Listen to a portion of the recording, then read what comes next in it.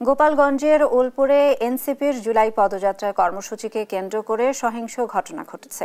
বুধবার পদযাত্রার বানচালের উদ্দেশ্যে নিষিদ্ধ ঘোষিত সংগঠন ছাত্রলীগের নেতাকর্মীরা পুলিশের একটি গাড়ি ভাঙচুর ও আগুন দেয় বলে অভিযোগ উঠেছে। এ ঘটনায় কেউ হতাহত হয়নি বলে জানিয়েছে পুলিশ।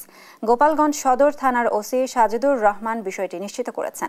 তিনি জানান, এনসিপির পদযাত্রায় কেন্দ্রীয় নেতাদের অংশ নেওয়ার কথা থাকায় তা বানচালে পরিকল্পিতভাবে হামলা চালানো হয়। এনসিপির চলতি জুলাই মাস জুড়ে দেশ গড়তে জুলাই পদযাত্রা কর্মসূচি পালন করছে এবং গোপালগঞ্জে আজকের পদযাত্রার তারই অংশ।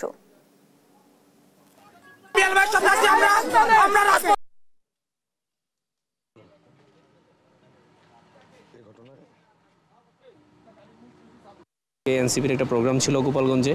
সেই প্রোগ্রাম উপলক্ষে আমরা রেগুলার তদারকির বাইরেও আমরা তদারকি করছিলাম। তো এখানে গাড়িটা আসার পরেই 40-50 জন লোক সমবেত হয়ে আমাদের পুলিশের উপর আক্রমণ করে। যেহেতু আমাদের পুলিশের ছিল আপনার 4 থেকে 5 জন, আমাদের 2 জনকে মারাত্মকভাবে আহত করে আর আমাদের অস্ত্র রেখে আমাদের গুলিও কেড়ে নিতে চাইছিল, কিন্তু পারে না। আমরা সেটা আমাদের কাছে রাখতে সক্ষম হয়েছে আর আমাদের গাড়িটাতে তারা অগ্নিসংযোগ করে।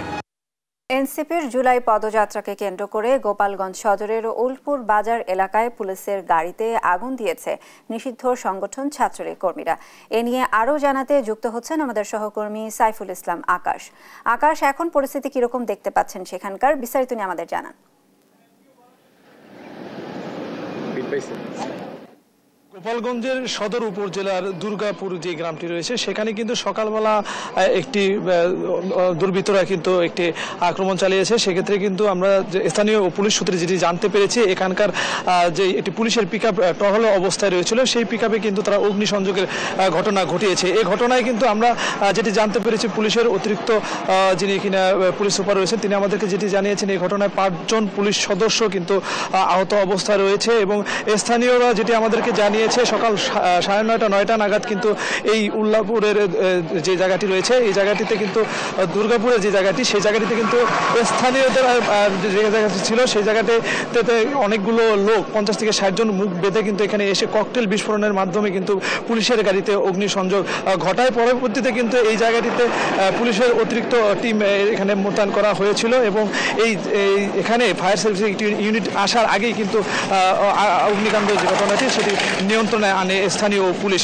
পাশাপাশি আমরা এখানে দেখেছি উল্লাপাড়া যে ইউনিয়নটি রয়েছে সেই জায়গাটিতে আমরা স্থানীয়দের মাধ্যমে শুনেছি যে একজন ইউনোর গাড়িতে কিন্তু আক্রমণের ঘটনা ঘটেছে। তো এই বিষয়টি নিয়ে আমরা জেলা প্রশাসককে সাথে কথা বলার চেষ্টা করি, তিনি কিন্তু এখনো বিষয়টি নিশ্চিত করেনি। তবে এই এলাকাটিতে অনেকটা থমথমে অবস্থায় রয়েছে। পাশাপাশি এই জায়গা দিয়ে যে সড়কটি রয়েছে, সড়কটি দিয়ে প্রতিদিন যে মানুষের যাতায়াত সেটি কিন্তু এখন দেখা যাচ্ছে না। খুব কম সংখ্যক লোক প্রয়োজন ব্যতীত এই জায়গাটি থেকে বের হচ্ছে না। তবে এনসিপির সদস্যরা কিন্তু ইতিমধ্যেই তারা বরিশাল থেকে রওনা দিয়েছেন। গোপালগঞ্জের যে পার্কটি রয়েছে সেই পার্কে কিন্তু তারা গণসমাবেশ করবেন বলে আমরা জানতে পেরেছি। এখনো পর্যন্ত তারা এখানে এসে পৌঁছেছে কিনা সেটি কিন্তু আমরা নিশ্চিত হতে পারিনি। পরবর্তীতে আপনাকে জানিয়ে দিতে হবে। এই ছিল গোপালগঞ্জের সদর উপজেলার উল্লাপাড়া থেকে সর্বশেষ।